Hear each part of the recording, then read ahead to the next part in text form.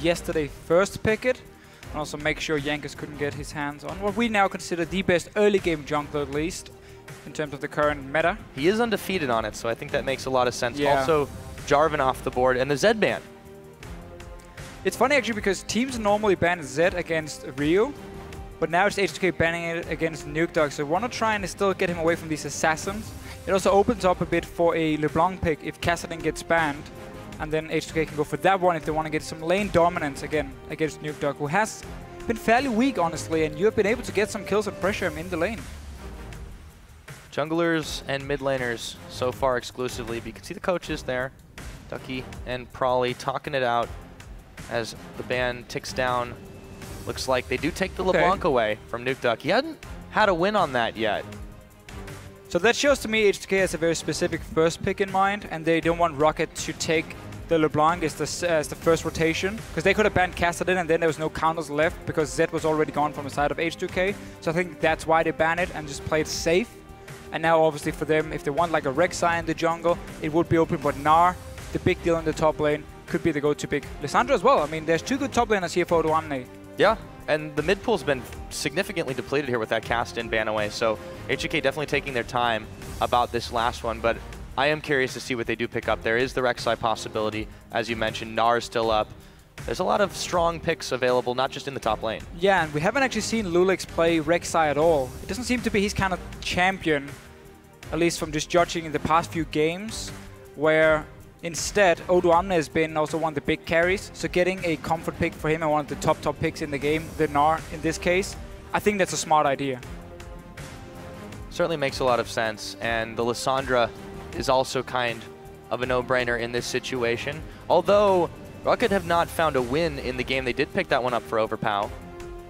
Looks like they will lock it in nonetheless, as well as the Lee Sin. Yeah, so ROCCAT going back to some early aggression in terms of their jungle pick up for Jankos. With Nidalee being banned, he takes the second best in terms of pure early damage you can provide, but Lee Sin has somewhat fallen down in terms of like the tier list of junglers, but now with Jarvan and Nidalee being banned, suddenly he obviously comes back to the top, actually taking it over the Rek'Sai, so really looking for some early aggression and also a Sightstone, which is where Lee Sin always will have the advantage. He's probably the jungler who's the most efficient with a Sightstone on him, and that's what you can use to kind of take over the map with him, which we know ROCCAT likes to do. On H2K's side, haven't revealed much, of course, with just this Gnar. And they're thinking about the Rek'Sai. It's definitely one of those higher tier picks. But as you mentioned, we haven't seen loulex on it before. I'm curious to see if they do lock this one in, how they perform. The Sivir makes a lot of sense in this particular case. They had a fantastic game on it yesterday, 6-0-3. Hjarnan was able to pull it off, and we'll see if it does anything close to that again. I'm a little bit surprised about Rek'Sai, actually. Typically, you want some sort of hard engage when you're running Rek'Sai, but in this case, because they have the Sivir, you have that mobility now for all your champions, and that's what they're going to use to engage the fights. But Rek'Sai into Lee Sin, after the recent nerfs here at 5.1, 5.2, Rek'Sai has actually lost quite a lot of her early game damage, and if Lee Sin now gets to jump on her, he's actually going to win that one-on-one. So we're going to have to see if Jankos is going to try and sit in the jungle of H2K early on, trying to apply some pressure, and not allow loulex to go around, setting up all his tunnels here and look for these early ganks in the lanes, which we know Rek'Sai could do really well. Over for ROCCAT, pondering their bot lane right now.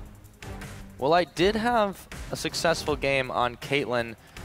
Do you think this makes a little bit more sense than the hyper carries he's been trying to play with lately? The whole protect the Woolite just hasn't really worked out, and now you've got a very safe lane, very easy to disengage with the Janna. Yeah, very safe lane all around, and Janna against a very mobile composition as well. So once Sivir pops the ulti and you go in for the first engage through the Gnar, the Rek'Sai, you knock them away and obviously disengage the entire fight. So leaves a lot of options here for ROCCAT. You already have some hard engage through the Lissandra, you have some disengage with the Janna, and obviously a very strong lane for ROCCAT in terms of one-on-one with Lissandra top lane and the 2-on-2 in the bottom lane. So I wouldn't be surprised to see H2K considering a lane swap.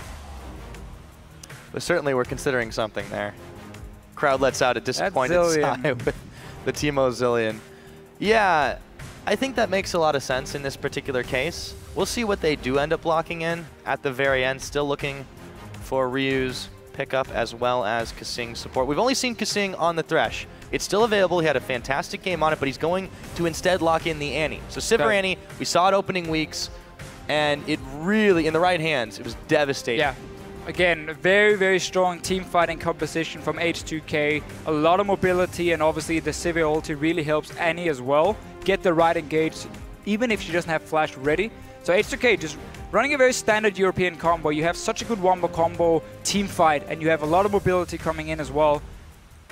I do really feel, though, that ROCCAT, in terms of the laning phase with this Janna Caitlyn, I mean, Caitlyn is one of the hard counters to Sivir in the lane, so H2K should be looking for a lane swap here. Get past the early game stages, start really scaling up on your Orianna in that mid lane, and then look for these big team fights once you have 2 items completed on your mid laner. Certainly on a roll with converting their laning into a mid-game power spike. We'll see if that trend continues here. ROCCAT now ticking down the timer and thinking about this Maokai for Overpow. I think it would work quite well, considering how many mid laners have been banned to put Nukeduck on the Lissandra. Yeah, and also Maokai against the Sivir is a fantastic thing for the Maokai, because Sivir has no chance of killing him in the late game. Orianna as well, she's not a tank killer, so he's going to be able to dive onto the back line here and stay alive for such a long time, just locking down 2 carries at once. I really, really like the composition from ROCCAT. I feel like they have answers to nearly everything H2K can do through the Janna, obviously. You have the engage with the Lissandra and the Maokai as well, and you have strong lanes all around, except now, obviously, the one-on-one Gnar can do really well against the Maokai, so it's going to be about the dual lane if H2K wants to swap it or not. Right, that's the big question. And on ROCCAT's side, the big question mark for them is, can they execute it? Because, again, we've given them all this praise. Teams have been giving them these massive props for being able to come up huge in scrims and just perform incredibly well. But now with the scoreline they're sitting at, with the way they were beaten yesterday, it's a little troubling. Can they execute? This is definitely what looks like a more comfortable composition for them, though. Yeah, when you talk to the teams about ROCCAT, they all say early game is not a problem at all for them. They do really well in scrims. They can beat teams on 20 minutes. But then in the LCS, we see this very passive play style instead. I really feel like as a team, they got to just be more comfortable when they're on stage. And actually, don't be afraid to make plays. If you can do it in scrims, you can do it on the stage itself. And then we can maybe see ROCCAT be more aggressive in the early game. Yeah, just got to relax, got to let it go. But the lineups are locked in now, so tell us who you think is going to win this game. Tweet at LL Esports using the hashtag H2KWin or ROCWin. We're going to go ahead and check on those results in-game. The crowd is hyped. They're getting ready as we load up onto Summoner's Rift. It is, of course, Week 4, Day 2, H2K taking on ROCCAT. And again, 2 teams here really trying to break into that top 3 in Europe. Elements has lost a few games. Unicorns are now tied with them, and ROCCAT and H2K are just behind them. They really want to take this win here, try and create some distance, and move closer towards the top spots in the league. It's definitely a fight for that side of the table. These 2 teams, very different play styles, though, we've seen come out of them. Oh, yeah. And ROCCAT are going to have to make some really strong early game pressure here to prevent this mid-game team fight power spike, but it is so troubling to deal with the number of weapons that this H2K side has. Yeah, that really is going to be the big thing for ROCCAT, and I feel like we have said it before. In this case, you got to make sure you don't fall too far behind in the mid game, and you get to your late game point where the Maokai and the Caitlyn can really start shining. Otherwise, H2K can just run over you. Lissandra is good in terms of early mid game pressure. Falls off a little bit once people get QSS and cleanse. Mikhail's in the late game parts. But for now, looking like H2K actually going to stay in the bottom side of the map. Remember yesterday, they got the crooks and then went straight in to play very aggressive in the lane. Elements didn't expect it for some reason and actually pushed a wave and ended up dying for it, giving up a first blood that made Hjarnan so strong he could just roam around the map and take down every single turret. ROCCAT is not going to do the same. They're actually swapping to top lane. I feel like this is because they're expecting the H2K swap, and they want to try and like blind swap against them to trick them and then get the 2-on-2 on the top side. Won't work. Yeah, it looks like just going to be spending a little bit of time waiting there. As we've been very impressed just off that one game with the way Hjarnan and KaSing seem to have synced up together quite well. Yeah.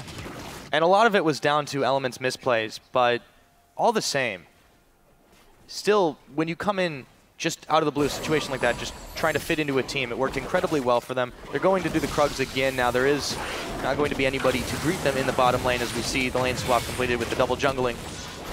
Yeah, and you can see how H2K actually were expecting ROCCAT to be on the bottom side with the Caitlyn and Janna. That's why they're doing crooks, because it also means now you can't freeze the wave, seeing as you weren't there at 155 when the minions came into the lane itself. So they're going to have to build up a big wave and push it, which means that loulex and Odoamne should go down towards his bottom side and try and force Overpow away. Otherwise, he's going to get a lot of farm under this turret, seeing as it's not being frozen.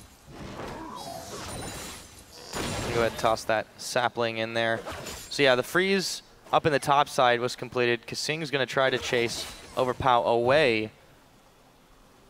Fire does work quite well on trees. It does, even if you're a little child. But Overpow needs to be careful he doesn't push away too much himself with the sapling. But we do see loulex and Odoamne now moving slowly, doing a full clear of the jungle before they go down. And a lot of damage to Overpow. And actually, let's see how much he pushed that lane beforehand. It is still gonna go towards him. Just one extra minion for H2K, so not exactly enough at this point to really make a massive freeze. KaSing is getting bloodthirsty to start this one off. Now, loulex and Odoamne, they're moving in position, and we're gonna see Jankos and Overpow here. They know where they're at. Tempest. Yep, popping the ward down. That was what's needed. Overpow and Jankos smelled something's up, but they're gonna have a rough time for a little bit. Yeah, and right now, because ROCCAT has two guys in the bottom lane and H2K did a full jungle clear, so Overpow is getting very close to level 3 and you can't really go and dive him anymore. It actually means Overpow is going to get a lot of farm in this lane swap, while Odoamne had been forced to double jungle with loulex, so he's actually going to fall slightly behind, especially because the wave is being frozen and Vander is still sitting in this top lane, just waiting for him to return. Notice what Jankos did as well. Recall as soon as he realized the dive wasn't going to happen, because now Overpow is actually high enough level to stay alive. He goes straight towards the top side of the map, and he's ready now to go over and zone out Odoamne if he shows up alone in this top lane. Speaking of Odoamne, there he is. Going to be making his rounds up there. Vander hanging out in the brush as well. Jankos should go straight there after the crooks. Looks like that's what he's on his way to do. He's on his way. Yeah, but it's definitely going to be tough if they decide they want to try to pull off the dive, just because of the Gnar possibilities. Not been able to build up any rage anyways, though, just because can't get much damage. No, and also loulex is on his way, so ROCCAT want to play it a bit more safe, warding up the river first. Jankos is still moving in. Now they're going to spot loulex and realize they can actually dive them, and therefore a lot of farm being picked up. Though. Woolite's actually able to pack away decently well at loulex's health bar. He's going to be backing off. So once again, Odoamne is a little bit isolated, but Jankos isn't thinking about that. He's got crab on the mind. We saw him go to the lane, and he was ready, had it just been Odoamne on his own, to actually go in and force him away. But as soon as loulex showed himself, it actually turned into a very passive and defensive lane swap, where you've been defending your own top laner, and therefore preventing the dives, and nobody's really punished each other too much. Both top laners have been able to get in the lanes and catch quite a lot of CS. Should be a small lead, though, for Overpow in terms of experience. I think this passive early game is definitely going to be what ROCCAT likes. It's their comfort zone. If they can do it, they tend to. And they do have pretty decent scaling into the later edges of the game outside of Jankos. Yeah, the problem is, however, when you do a passive lane swap and you have Caitlyn, you're going to get to a mid-game point where you were never able to use your lane bully, which is one of your strongest points, because again, you're sitting there and it takes a long time to take down the turret. What we have seen over in China with Caitlyn in a lane swap is you fast push the tower. Every single time you get the tower down, you swap back down to the 2-on-2 dual lane where you now have a BF sword ready, and you just bully that lane, now take another turret, and that's how you get your lead and trying to avoid this mid-game, which you are going to be weaker in. And in this case, ROCCAT build up a very, very slow wave, so they won't take a fast tower, but they will be able to get this one. There's plenty of gold as well for Woolite to get a BF sword, because 55 minions if you don't miss a single one, and you can actually go back and get a BF sword. So he's going to be more than fine in that case. He's just going to end up at this mid-game point where the Sivir can do more than the Caitlyn. Yeah, and one weakness, of course, of doing this lane swap is right there. You give up the dragon control. There's no one in the area to try and contest this as early as it is. Teleport being spent by Overpow just to get back to lane, but with Hjarnan standing there, they're not going to be very well aware of this one. Tower will go down in the top in just a moment. There it goes. Yeah. And this is going to be, however, an H2K Dragon. And notice how ROCCAT made sure the tower killed every single minion before they took it down, so now the two waves actually face each other and they're equal. 6 minions against 6, and so you don't get a push down towards H2K, which could have ended up in Odoamne just freezing it at his own turret now. The Dragon is gone and denying a lot of farm from Overpow. So instead, the two waves are going to be dead even and can actually just have Overpow go up there and pick up the farm. He had already used his teleport earlier, so he has to run from base. Odoamne will be there first, trying to push it in. Opens up an opportunity finally for him to get a little bit more of that farm. Going the very tanky Gnar route to begin it. No surprises there. We haven't really talked much about this mid lane, but typically when you have an Orianna lane, especially facing down a Lissandra, there's not as much you're going to be concerned about in the early game. Neither of the junglers really fixated on ganking either. It's really been more of a control the vision, control around the map, rather than trying to make an impact in the lanes. Yeah, we do see Nukeduck go for very early hourglass. The large rock being picked up as the first item on Lissandra, so really getting ready for early team fights. We know how important it is. So he's going to be one of the main engagers together with the Maokai to kind of dive in onto the Orianna or the Sivir, trying to lock them down before they can use all this mobility that they do have between those two champions. So we're going to go for a very early hourglass, while obviously Overpow has again this mid-game weakness because of the Rod of Ages, needs to get stacked up, and he's going to get it fairly late due to it being in a lane swap. Notice how far behind the top laners are compared to the rest in terms of farm. Going to be a while before they're comfortable getting involved in these fights, so not so much wet noodle. Overpow takes quite a lot of damage as Odoamne goes back. Too many Gnar actually just throws quite a lot of boomerang shots at him, but yeah, it's going to be a while before those two are particularly useful to the team fights. That's true. You're going to see Gnar just keep being a bully against the Maokai, and a whole lot Overpow can do. Try and pick up some farm.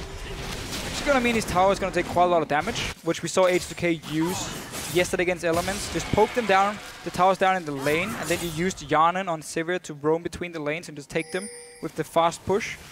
In this game, however, Janna will be a bit more busy dealing with that Caitlyn in the 2-on-2 lane. We see it now, BF sword and a long sword actually for Woolite. So 100% focus on combat stats in the lane, not mobility. A little bit of extra damage. Pretty close together in farm, but really it didn't have too much of a challenge in either way when you have that lane swap. And you can bully around however you want. Ryu goes for a little bit of a roam, but he's going to get spotted by that pink ward, and he just turns around 180 degrees. It's a bit of a random roam by an Orianna in the late game. Oh, sorry, early game. We normally don't see that too often. Overpow is fairly low, so he could have maybe gone for a kill, but the pink ward spotted him. And he will be fine in the mid lane as well. So we've gone back now to standard lanes, but Dragon for H2K, and again, they dodged this Caitlyn lane early on. So they can actually be very happy with the lane swap and how it went. Oh, make something happen. Not quite yet. There's nothing really to take on that side. But Nukeduck was certainly thinking about going in. loulex, yeah, now he's going to be heading back to the farm. And Jankos actually going to skirmish the Saber on Lee Sin. I haven't been the biggest fan of it. We've seen a lot of junglers go for it and not really use it at all. You give up a lot of early pressure by not having the Stalker's Blade, or like map pressure in terms of not having the Trailblazer, where obviously you can use your smite on the Raptor camp, which is what you want to do, and you just clear a ward and you can farm a bit easier and always be fairly healthy. With the skirmishes, you kind of again have to save that smite for your gank itself, and it just doesn't offer a whole lot before we go late game, and those 20% damage reduction debuffs you can put onto AD carry, or maybe the Orianna can be useful for you.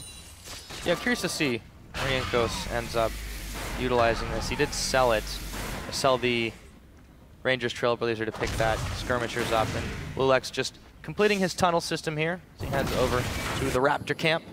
Meanwhile, in the top lane, Overpow is going to be backing away. Decent farm advantage for Odoamne, but he's got no tower still to fall back to.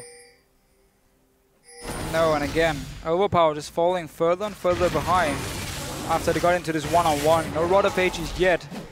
The standard time is around 13 minutes. And he's just got a Catalyst. Yeah, that's going to be delayed quite a lot. His goal at the moment is only on 75, so he just spent everything he had. That's going to take a while for him to get stacked up, and we even see Nukeduck actually not going for Outlast first, just had enough gold for that large rod, so one of the early power spike, and then just going Morel Normicon as actually the first fully completed item for him.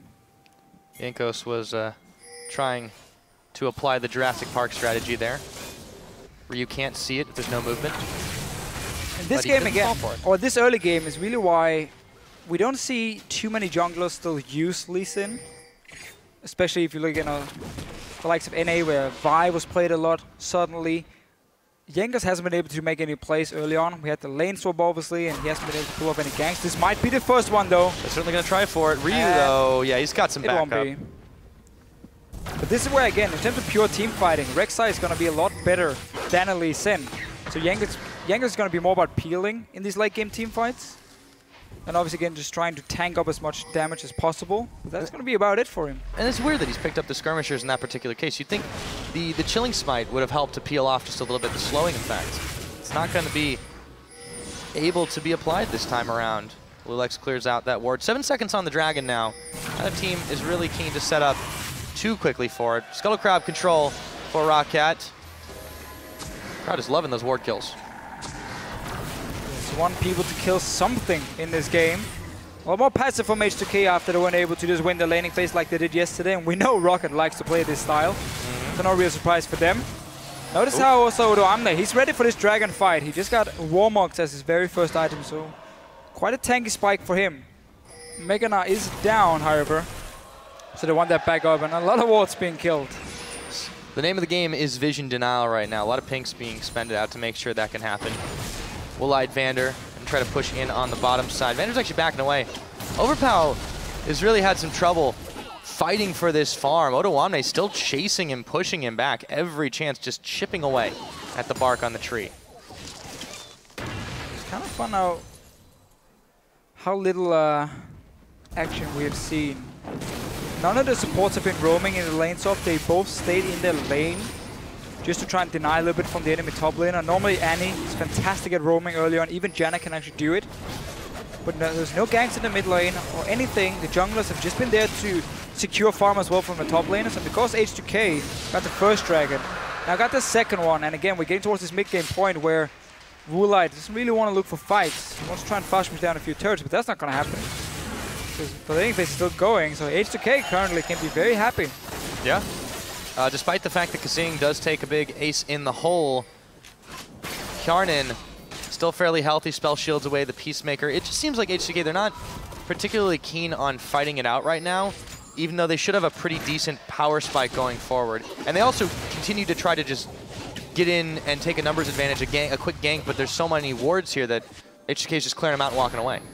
Yeah, but again, they do have to be a little bit careful. They don't allow Woolite and Vander here take down too many of these outer turrets. The first one is already gone. This is why you want that Caitlyn into Sivir. There's nothing she can do against you.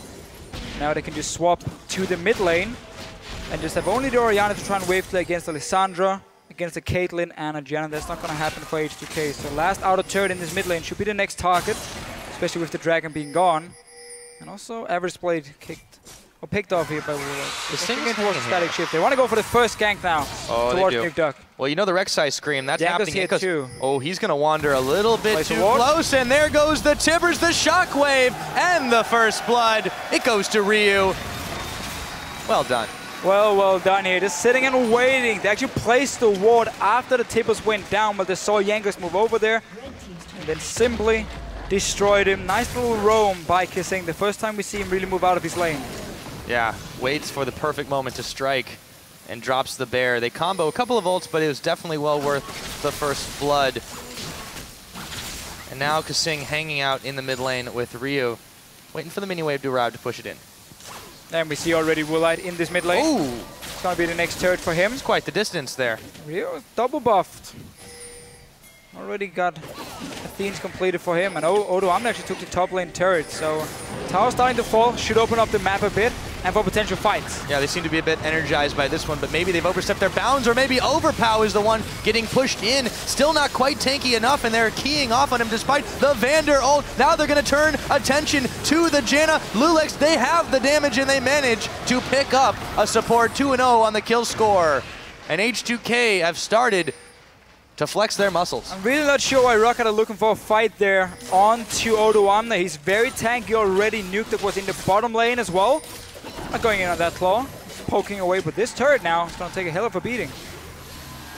May not last too long. Woolite has just got to get the hell out of dodge. He's not going to even try to defend it. Picks off. Now they're waiting in the brush here, ROCCAT, to maybe try. No, they're not going to go for it. I feel like they've been a little cowed by this aggression that H2K has started to demonstrate. And look at all the gold here for H2K after getting top lane tower, mid lane tower, 2 kills as well. Everyone above 1,000 gold in the bank. Back to spend it, and now again, keep pressuring your advantage. Bottom lane turret is the last outer one. That could be your next goal. Or you can just ignore that and start pushing straight up towards the mid lane, take control of the jungle of ROCCAT, the top side. Dragons have gone to you already, and it's not going to spawn for a few minutes. Get in that jungle here again, force ROCCAT to lose a lot of farm. And if they want to fight you, you're happy to simply say, let's go. Let's go indeed. And Vander goes on. Bit of a scouting mission, finds his ward. 30 gold for his trouble. They're going to grab a crab as well. But while loulex has been instrumental in the few moves we've had around this map, Jankos, he really hasn't. He's tried to get involved and he's tried to set up ganks, but has he? H2K, he's tried, not successfully. Okay, true. You're right. Right. He just seems to be wandering at this point a little aimlessly. They're not really going for objectives. ROCCAT is just sort of playing this out. I don't want to say passive because that doesn't seem to do it justice. No, again, one of the reasons I guess he's picking this is just for that side shot. Oh! Hjarnan here. Yep, he's spell shield is burned on the hunt. Nukeduck flashing tomb! And he claws his way out. 1, 2, 3. Nice little pick by Nukeduck. We see all the wards on the bottom side here by ROCCAT. And Nukeduck was unspotted, picks up the first kill for them. And actually righteous glory for Overpow. So no Rod of Ages here. He wants that extra mobility when he's engaging onto H2K's side, and the very mobile composition they do have. It will make him slightly weaker. A bit squishy, he doesn't have the same damage he would with the Rod of Ages, but he's then sacrificing himself for the team and the chance to actually engage in. You're going to have to see if he can stay alive. Again, it's going to make him fairly squishy in terms of these mid-game fights. Yeah, I think they're turning Jankos into the tank in this particular situation. Makes a lot of sense anyways, at least in fairly common build as Jankos tag teams. That he does not connect on the Sonic Wave, however, and Odoamne is actually able to just push them both back for a moment as he goes Mega Gnar and walks away for free. And obviously Overpow still, I mean, shouldn't be kidding ourselves because they're going to be extremely tanky. I mean, 500 HP on that Righteous Glory. So we're just nitpicking here. Typically we do see still Rod of Ages, especially when you're like diving onto 2 carries who can't really kill a tank. You just want to invest as many resources as possible onto your Maokai. He gets really, really tanky 2 items very early, and he can just stay in these fights forever. He's on to Odoamne here. Yep, and he has found some damage. Jankos is ready for the tag team once again, but Overpow is actually backed away. There we go. Flash Odoamne, though. He might be backed into a bit of a corner here. They've got the damage. Overpow just keeps on moving and moving back with the Mega Gnar timing. Odoamne, can he get away? Dodging the Q again. Again, remember, this Righteous Glory here is making you weaker in these small fights. You have no AP at all, so no damage coming from Overpow. Ends up dying. And this is horrible 1v2, timing. And at the same time here, rest of H2K said, fine, Jankos on the top side. We're just going to take this bottom lane turret, the last outer turret left in the game. We will take that for free. Simple for them. You get kills, you get towers, you get dragon. I mean, just notice again here, Overpow onto Odoamne. He has barely any damage to him. There's a Hex Drink already, and the Warmog's the first item from Odoamne. And Jankos joining in. Really not had a good day on this Lee Sin. Just notice, Mega Gnar gets popped. Hex Drink, shield, everything. And there's the extra HP and the kill. That's all he needed. And yeah, Jankos look brutal, not been able to connect on the fuse. It's just so frustrating in that situation. Now another dragon picked up by H2K after all of that as well. Everything's going right for them at this point. Yeah, finally, once we hit the mid-game point, really start to pick up the pace. Get kills. We saw KaSing roaming. All the outer turrets are gone for ROCCAT's side. And there's really no reason to stop from H2K.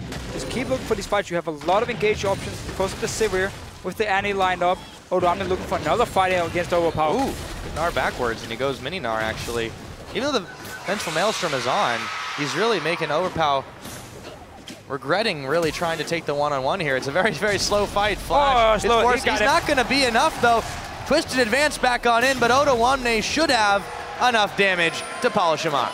And Odoamne here again, really just looking for every single one-on-one fight. Overpow can't do anything but try and run away. And Nukeduck now setting up for pick, but this is one of the big things about Rek'Sai. You can run around the enemy jungle, and you see it again, the timbers here, the small circles under ROCCAT. So despite not having a ward on them, he knows they're trying to set up for a pick, and he just backs away. Stays alive.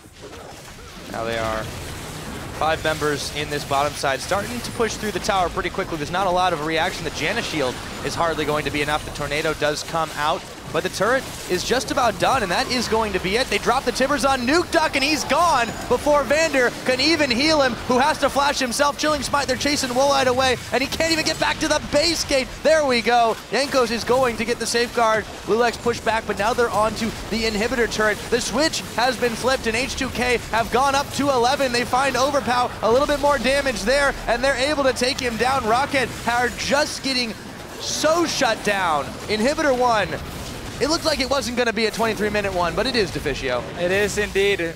H2K looking very, very good. And just to correct myself from before, it's of course not the Tempest, it's the Tremor from the Rek'Sai. Tremors indeed. Tremors indeed. So let's see the fight again. It's on to Nukeduck. He actually used the claw, so he has no escape tools now except for maybe flashing away. But that's a nice engage by KaSing. Just a new guy on the team. Flashing in, making the plays, not staying back, not playing passive. It was the same yesterday against Elements. KaSing has really done a good job in his first few games for H2K, and obviously just pushing in. Rio as well, feeling very confident with his hourglass, and no damage at all for H2K at this point. So Caitlyn is weak, Maokai is weak, inhibitor gone. That's really all you can say for that one. H2K have really been turning up the heat, although ROCCAT is trying to find an answer in this mid lane. They've got a minion wave at their back, but Ryu and KaSing are both here. And now the Rek'Sai scream makes you wonder if you've cleared all the tunnels out of your jungle. Never fear, you have, but loulex is still in hot pursuit of the crab, though. Got seafood on his mind. Gotta get that. 80 gold. Actually, 84 gold for him this time around. And notice again about how Odoamne and loulex, with all this gold they've been able to pick up, especially Odoamne with these one-on-one kills and even 1 versus 2 kills, he's so tanky. Even going for more than Mortis. He's feeling that confident. There's not enough damage on ROCCAT's side to take him down. Woolite is BT and even a last whisper almost at this point away from being able to do anything in his team fights. And he's not going to hit that point because H2K, they keep playing aggressive. They take the Baron as well now. ROCCAT way too slow to react. Yeah, they come in just a little bit too late. Overpow is going to get knocked against the wall and taken down. Ryu adding another to his kill score. Woolite just backing away with the net, but the house lands on his head, and that's going to give you a bit of a headache. And just keep pushing up. You'll notice their super minions in the bot lane. H2K, no reason to stop now. Get another turret. Not anything ROCCAT has been able to do to hold this team back. The turret starts to fall pretty low. Nukeduck does not take the glacial path in. Seems like a suicide mission at this point. They grab another. The super minions now pushing on the Nexus turret. ROCCAT are not responding to this. They're still trying to man the front while they're being flanked by the minions. Yeah, and again, H2K just taking every single outer turret. They know ROCCAT can't do anything to defend it. There's only 3 guys here now. That's not going to help you. KaSing looking for another engage. Yeah, if they can get it. The super minions, or the Baron minions, I should say, are really knocking down the front here. Jankos does manage to scare the rest of H2K off, but it seems to just be a temporary reprieve. With another dragon coming up in 45 seconds, there's still super minions on this bottom side. They're dragging ROCCAT everywhere. They are back to base. Shop, go straight to the dragon, get the 4th one of the game, even very early because of that lane swap where they got the first dragon. This is gonna be such a hard game for ROCCAT to win now. Yeah, the climb back. Thank you, Captain Obvious, but it's gonna be difficult. I know it's gonna be. It's nearly impossible at this point because you gotta hold off till now 40 minutes at least, and you have that potential 5th dragon coming before that. You have obviously H2K not just sitting back and waiting. I like what ROCCAT is actually doing now, trying to look for a pick, trying to surprise someone in the bush where you don't expect it. loulex is going to face check it. Yeah, he's actually going to go down in just a moment. There he goes. They spend quite a lot on him. ROCCAT does manage to come up with that play and jungler off the table with the live dragon. And notice how ROCCAT didn't actually move while they were standing in the bush, so the tremor from loulex didn't manage to spot them, because obviously you have to move around before you can see it. So just stood there, waited, and actually got a dragon for it. That was the best play possible for ROCCAT right here. Set up a trap, get the dragon, delay that 5th one, but now you can kind of go back and you got to defend your base. Yeah, and they're going to lose this inner turret as well. There's really not much they could have done in that situation anyways. So best play possible, but they've still sunk themselves into this situation.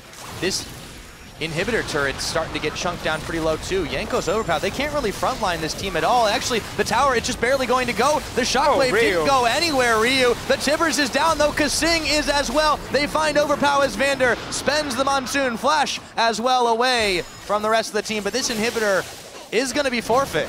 There was only 4 players from H2K here. Of course, no ulti for Nukeduck in that fight here.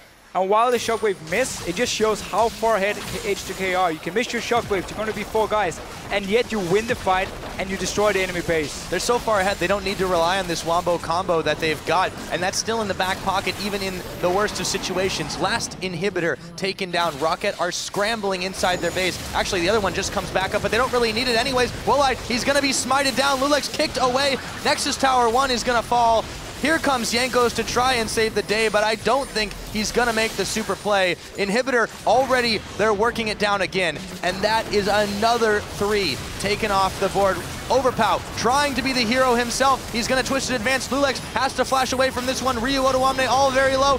Woolite is gonna pick up Hjarnan. Maybe they can find a turnaround here, but their base is in shambles. They need the shutdown. They need to keep finding kills, but it's still only a 2-for-1. Only a 2-for-1, might not be over yet. Notice KaSing on the minimap. Being pinged away now, playing this mobility Annie. You see distortion boots, and obviously a distortion enchant, and obviously talisman being picked up for him. So really just putting so much focus on buffing up every single guy in the team to speed them up and keep looking for fights and catching out ROCCAT. H2K have had their momentum somewhat arrested here, but only after they've been able to take all those inhibitors. You know, for a moment, Deficio, it looked like we could be in for a pretty long game. But the way that H2K are playing this one, they're eyeballing what they were able to do yesterday in that 30 or so minute. Yeah, H2K were really just waiting for their mid-game to get 1 item completed on every single character and then simply start roaming with KaSing, take down these turrets here, and ROCCAT were not ready at all. They got caught out, they took a teamfight as well in the jungle, that cost them another tower in the mid lane, and suddenly H2K were just so far ahead, and we talked about how they have so much mobility and such a strong mid-game, so just like the Gnar, the Rek'Sai, and the Sivir together. And they really used it well to push down ROCCAT, and this is exactly what happened yesterday for ROCCAT against Unicorns of Love. They fall behind, and they simply have no response once we get to the mid-game points. I'm glad you mentioned the mobility because it's really been hurting ROCCAT. And this time around, in the last couple games in general, I think we've definitely seen some evolution from this squad.